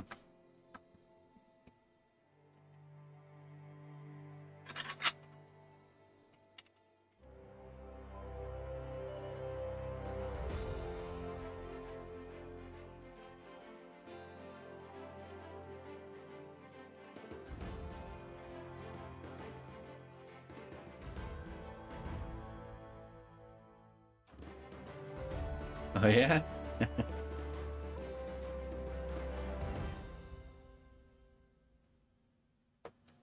Have we ever had discussions? I don't know. I don't remember that.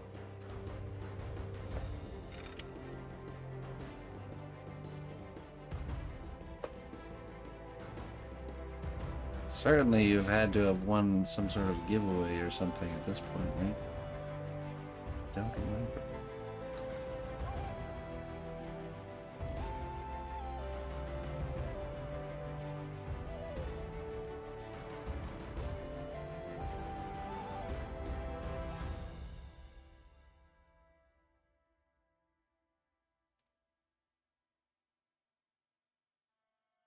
Hey, well, I appreciate that there, Epidemic Toast. Thanks for stopping by.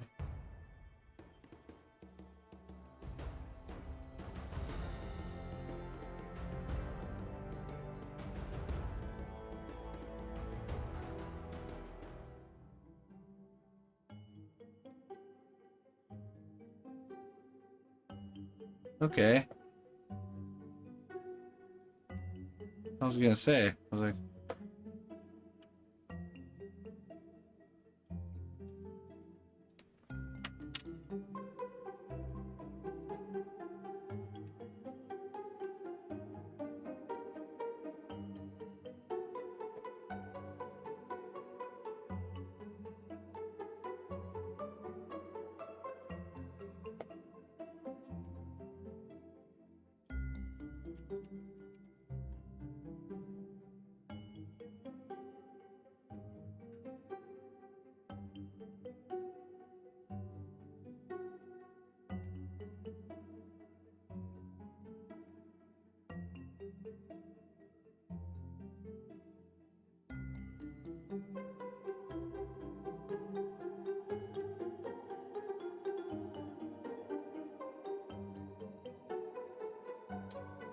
what you been up to lately there, OJ? Anything new? Still planning to move to Illinois? Or are you already here? Greetings, fellow adventurer. We've got everything you need to rest and refuel.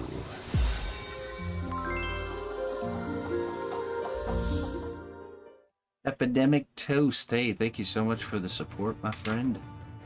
Welcome to the cnotbusch Kingdom. Thank you very, very much for supporting my work. You get a wisdom with your tier 1 subscription. Wisdom to carry you through the month. Let's see what it says. Love potion.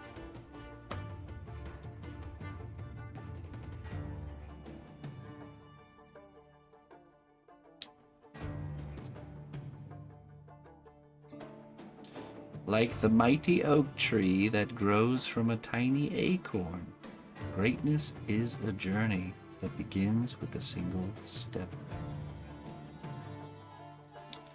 So true. Living examples all around us. All we must do is stop and think and live.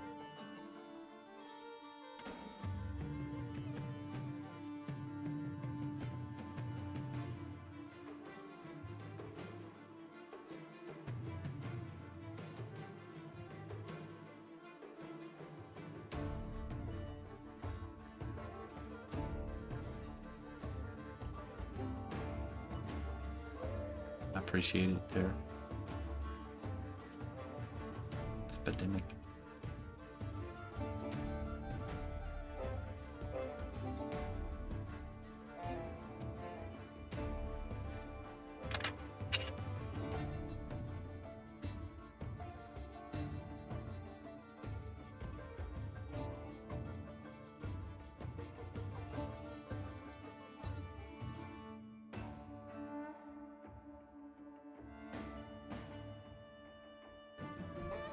Every success started with a try.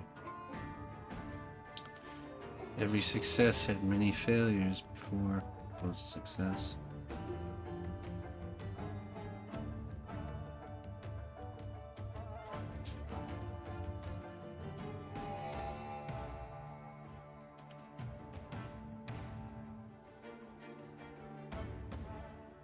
Like a baby trying to walk. The baby must fall many times before it succeeds at walking.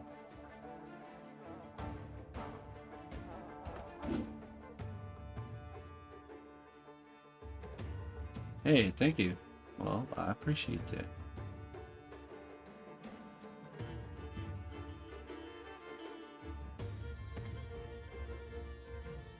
It really helps a lot. I wouldn't be able to do this work without the support from you guys, so I do really appreciate it.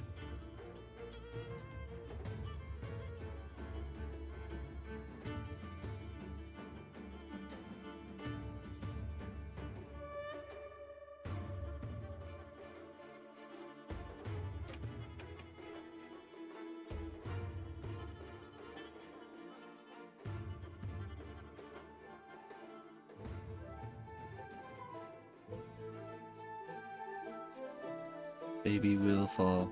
That's right.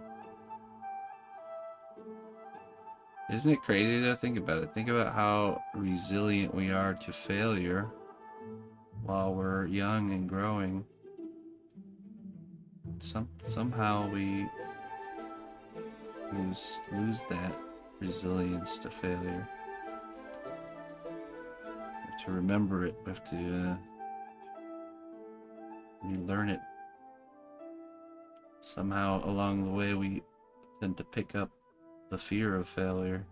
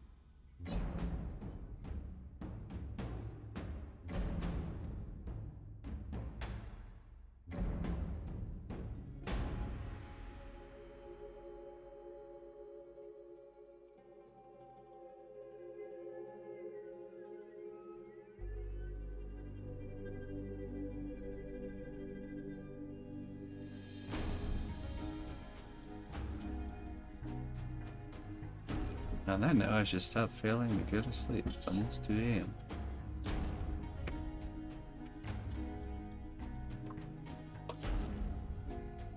You are your own worst enemy, Calderic. Time to put it to an end.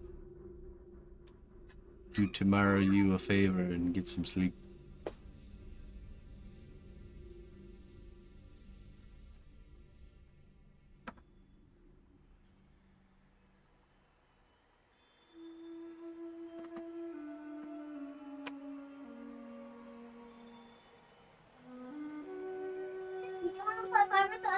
Before we go to bed? Play what? Play fight with us? Play fight? Huh? Alright. Yeah, sure. Actually, folks, I was planning on getting out of here at 8 tonight anyways. I've just been feeling the burn from the long weekend. Pretty exhausted, so I'm gonna get out of here. Get a little bit extra rest tonight and be recharged for tomorrow. We'll be working on our Echoes of Elysium project tomorrow, so we'll be starting the head sculpture. So I'll see you guys tomorrow morning, bright and early, 7 a.m. and we'll be back in the evening tomorrow.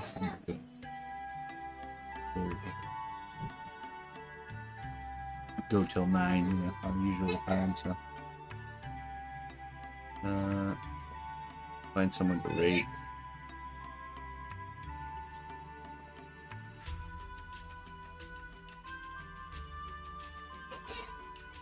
Let's see here. Oh.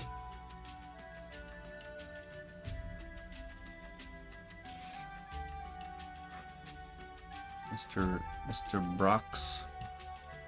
Mr. Brox is online. Let's give him a raid.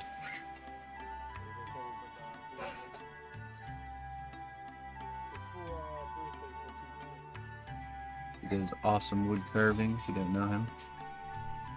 From New Zealand.